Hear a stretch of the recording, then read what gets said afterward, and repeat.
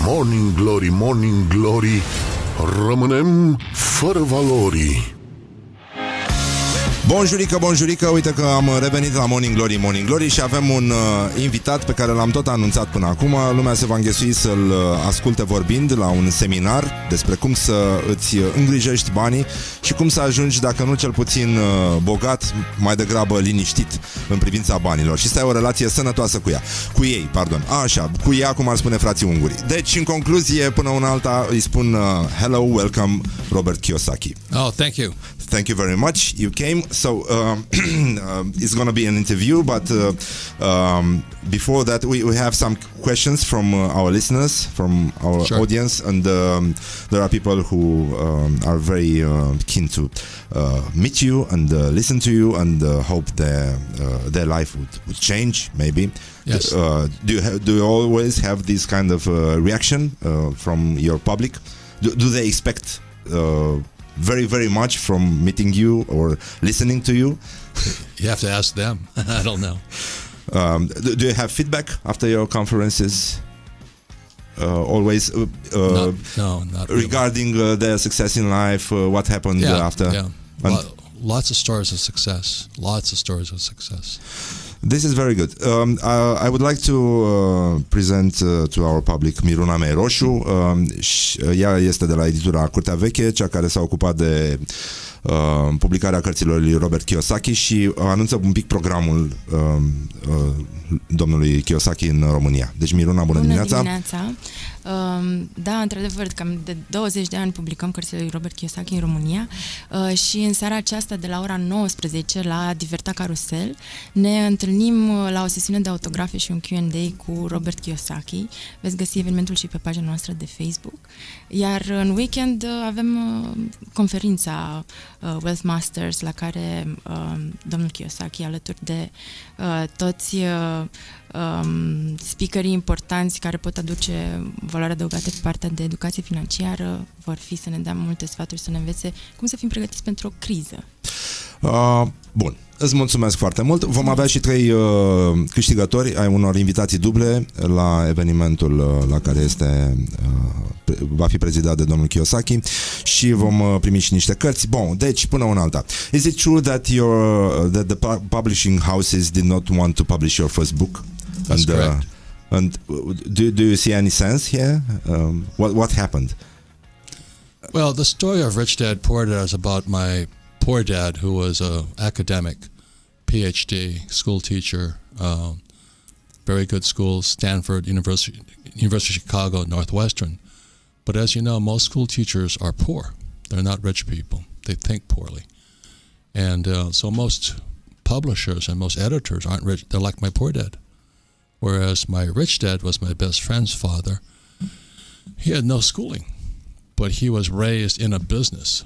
So he went to the real school of business versus the fake school of business called school.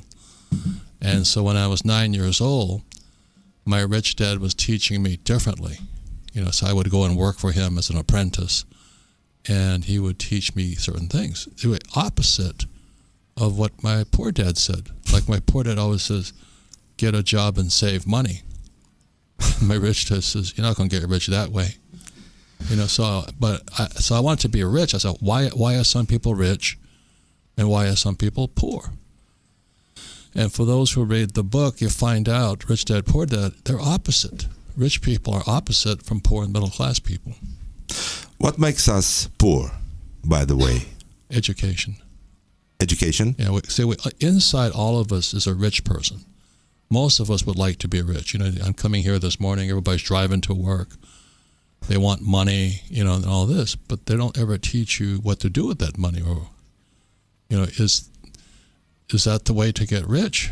And most people, I'm talking about America, one of the richest countries in the world, the poverty rate is going up no matter how much money they make.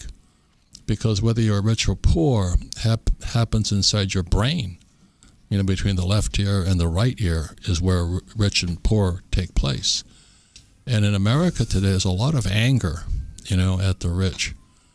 But it starts in school. It starts with our parents. So would you help the schools to introduce something new, to get people much more comfortable speaking about money and their relationship with money and richness or poorness or things like this. I think finally, my friend is the governor of the state of Arizona where I live today, and they finally introduced a school in financial literacy in the school system. But the problem is it's still taught by a poor person. There's a... Yes, I understand. I went to, I have a college degree. I didn't learn anything about money. And then from there, I went to a fight in Vietnam, and my teachers were all pilots. I was a pilot. Yes, I know, a military pilot. You cannot learn from somebody who's not a pilot. And the better I got as a student, the better my teachers got. So too many students are going to school learning from poor people and poor churches and poor families. And that affects the child's brain and attitude and culture. It's not just Romanian, it's all over the world. In America today, the big fight, the anger is guys like me make more in a week than most people will make in a lifetime. And they don't know what the difference is. They don't know the difference. Which is the worst mistake an entrepreneur can do? It's complicated. That's I don't mean to get picky, but that's the problem with school. They tell you making mistakes is bad. I mean, how do you learn if you don't make mistakes? How many bankruptcies does it take to become rich or more wise? Well, it's that's is it necessary? I hate to be contradictory, but I've made more. I failed in school and I failed in business, but every time I failed, I got smarter. I got smarter and smarter and smarter and smarter. The press came after me. I've had one bankruptcy out of 27 companies, but they just pick on that one. And that's the academic mindset. I have other businesses where I make millions. Oh, but you had one bankruptcy. I said, that's not bad. One failure out of 27? But that's all they can think about because that's what they're taught to do as the press, but also academics. You have been a very strong supporter of Donald Trump's. He's a good friend of mine, yes. And you are very good, and you also co-authored a book. 2 books with him. 2 books, sorry. And is Donald Trump as good as a president as he's as an entrepreneur? Well, some people love him and some people hate him, but the people that are capitalists love him. The socialists and the communists hate him. So that's what's going on. We were very surprised to find out that you once owned a retail business that made T-shirts, hats, wallets, and bags for heavy metal rock bands. Yes. Was it successful?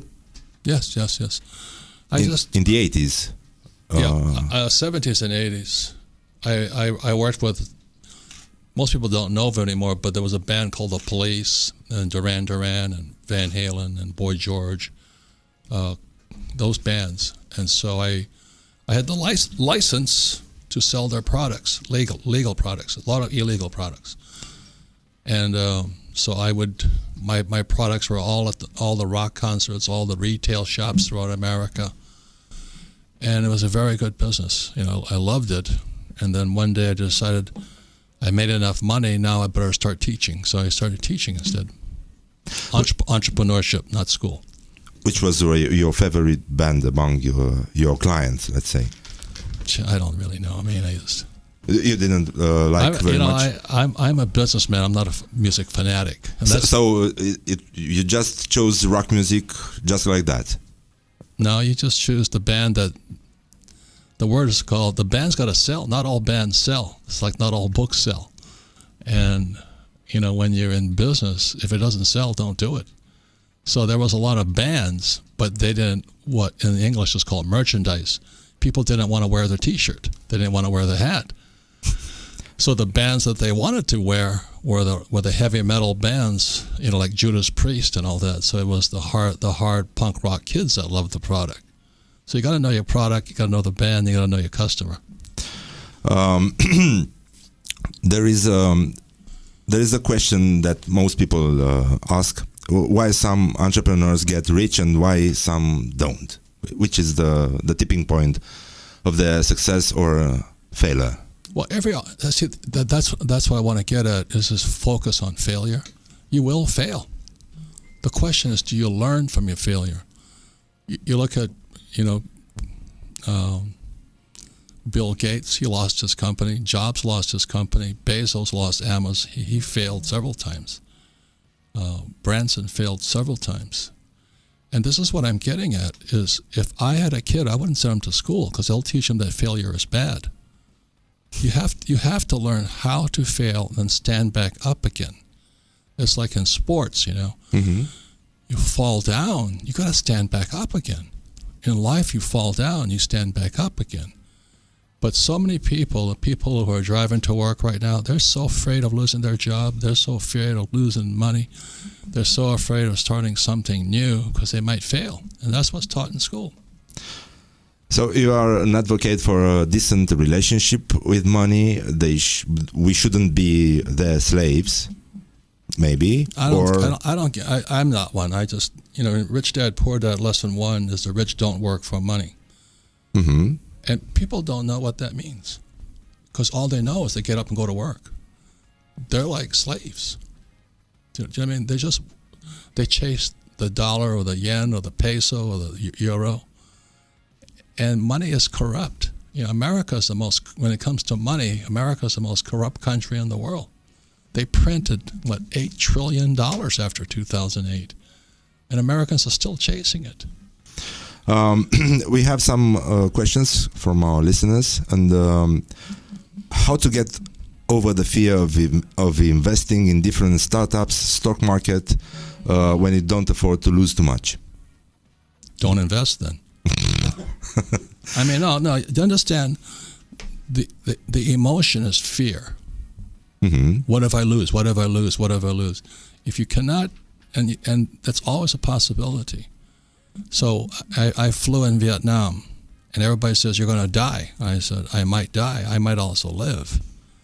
But a lot of the people who didn't go didn't want to die, And in business, what if I lose? What if I lose? What if I lose?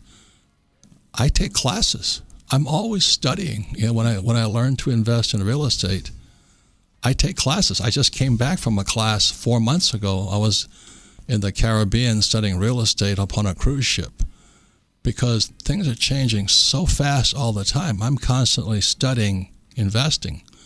I don't study cooking or home economics or raising plants. I'm constantly studying the markets. The same as stocks, I'm constantly studying it. Now, if you're not willing to do that, then don't do that. But most people are gamblers, so they start their business. But number one skill, they can't sell. Then they don't know taxes. Then they don't know the law. So a lot of people jump in without the proper education. So that's why I know a lot of people hate Donald Trump, but his TV show was The Apprentice. I was an apprentice to my rich dad. He taught me well. So this is my latest book here. It's called Fake, fake money because the US dollar is fake. Fake teachers because the teachers are fake. And then fake assets. Wall Street's selling everybody these fake assets called stocks, bonds, mutual funds. That's for the average person, it's okay, but I won't touch them. I don't have to touch them. So what I do is I inspire young people. I say, look, there's a rich person inside of you, but you cannot let poor people teach you. Be very careful who your teachers are. So I'm very, very careful, when I'm learning from somebody, I want to make sure they know what they're talking about. And that was the difference when I had a poor dad and a rich dad. When it came to my rich dad was rich. My poor dad was poor. Why would I take advice on money from him? Yes, it's a logical. It's very simple, not hard. Would you invest in a Romanian startup, or you might those things. Have invested? No, I have my own. I'm my own startup. I'm an entrepreneur. I don't need somebody else's assets. Good.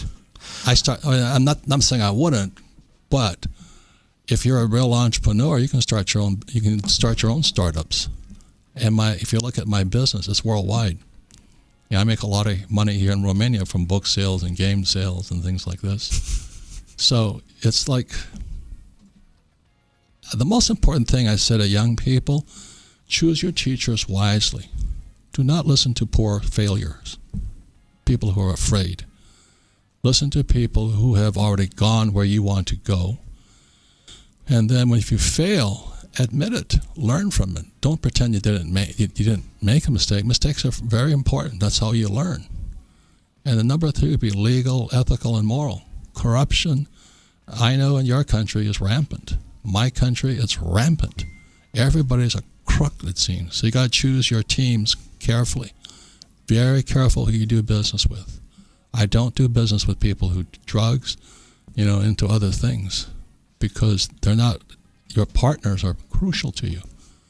So when I meet somebody who has no real life experience and is a criminal, I mean, they're cheating, having sex on their wife, or doing, cheating the government, things like that, I don't do business with them. Is partnership a moral question regarding business? Business is a team sport. I have large teams. I have bookkeepers, accountants, attorneys.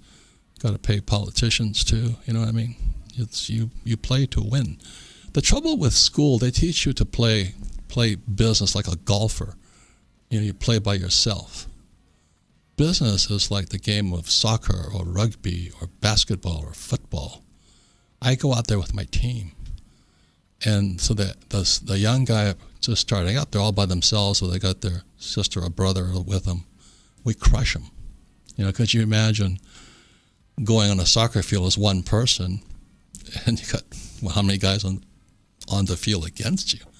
And that's why startups are so hard. So you've got to have a great team. I make sure my teams are solid. Very good teams. How do you describe the relationship between money and time? Because you have a passage in your book describing this kind of difficult, strange, let's say, kind of living. Because people want money and they lose the time, or is it the opposite way? What I always say is that a poor person is a person who spends their time poorly and spends their money poorly. So I see it. It doesn't have to be Romania. It could be London. It could be New York. I see people sitting around smoking, drinking, having a good. That's fine, but that's time and money they're spending. So I have a lot of time because I don't need to work because I have so much money coming in all the time. So it really comes into the investment of time and money, and that's what I spend a lot of time in classes. I'm studying. I enjoy study. I mean, I hated school. I really hated school. I flunked out of school so many times. But I love studying the subject of business, investing. I love real estate. I think Romania has some of the most beautiful buildings on planet Earth here. I would be here buying your buildings because I love them so much. But I invest in what I love. So that's the difference there. And I study, and I'm good at it, and I have my team that comes with me that does it too. And we make our mistakes, we have our setbacks, we have our losses, but that's how we learn. But school will tell you that means you're a failure if you make a mistake. But what about that old saying that time is money? It is money. It is? Yeah, most people waste their time. I was down in Old Town last night, and people just sitting around drinking, having a good time, and I've done the same thing. But some people don't stop drinking, going to a casino, chasing the massage parlors and all that. I know that stuff. We all know that. A poor person spends their time and spends their money poorly. You anticipated the U.S. market real estate crisis. Correct. And your saying was, which became famous after, your home is not your investment. It's not an asset. It's not an asset. Is it dangerous to take on a mortgage these days? If you're stupid, of course it is. But I think the big mistake that people make is they don't know the definition of the word asset versus liability. So in Rich Dad, Poor Dad, what I said was assets put money in your pocket. So every month I have 7,000 rental properties. Every month, hundreds of thousands of dollars come in my pocket, tax-free, because it's legal that way. And most people buy one big house, and every month the money goes out of their pocket. Then they buy the nice car, the Mercedes or the Tesla and all that, money keeps going out of their pocket. But then they say, well, my house is an asset, my car is an asset. No, they're liabilities. They're costing you money every month. Then you have kids, right? Our kids' assets are liabilities. They're massive liabilities. I'm not saying don't have kids, but I have one friend, he has 7 kids, and he wonders why he's broke all the time. I said, stop having kids. You got enough. He says, yeah, but I want one more. He's going for 10 kids. He's broke. I said, what are you going to teach your kids? She said, I'm a good, hardworking man. I said, yeah, but you can't feed them. We'll finish soon. Which is the greatest book on personal finance you've ever read? Or in your opinion, beside your book, okay? It's okay. I don't read books on personal finance, really. Oh. Okay, so I read about, it's called macroeconomics. It's on the structure of money. So that's how I know who's... See, the U.S. Central Bank rips off a lot of people. And I know it. Everybody knows it. But nobody's knows what to do with it. So I studied the Fed, the Federal Central... you have the European Central Bank. They're doing the same thing here. That's what happened to Greece. The Germans just gave them all this money and the Greeks just spent it. They're broke. You can blame the Germans or you can blame the Greeks. But it's lack of financial education. So what most people don't know is that money is debt. In 1971, President Nixon took the dollar off the gold standard. No more gold behind of it. So the only way money can enter a system is through debt. That's why they want to give you credit cards or bank loans or house loans. In America, student loans. So people are getting all this debt and they don't know how to use it. So I use debt to get rich. I buy apartment houses, I buy businesses and things like this. But I don't use debt to buy cars and houses. So it's really, poor people spend their time and they spend their money poorly. So I know I like to have a nice house, a nice car, but I don't spend my time buying those things. I spend my time buying things that make me rich. And then I buy I have a Rolls Royce, 6 Ferraris and all this, but I have the assets called the apartment houses and businesses that pay for my nice cars and nice houses. Thank you very much. Thank you. Thank you very much. And see you soon. Thank you. Bye bye.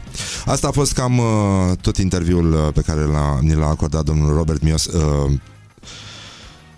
Kiyosaki, sorry. Puteți să-l vedeți live mâine dacă aveți puțin noroc. Noi o să acordăm 3 invitații duble și cu niște pachetele de cărți și o să ajungeți la seminarul pe care îl va ține despre cum să ajungi bogat, dacă eventual nu ești deja. Bun, sigur că foarte mulți cetățeni aflați în Mercedes-uri albe, acum în intersecții. Chiar mi s-a povestit de unul care citea tată bogat, tată sărac, pe bune, într-un Mercedes alb. Deci lucrurile s-au mai liniștit, așa că vă așteptăm în curând. O să anunțăm pe WhatsApp cine a câștigat cele 3 invitații și cărțile și v-am pupat dulce pe ceacră și ne auzim imediat la Morning Glory. Morning Glory on Rock FM.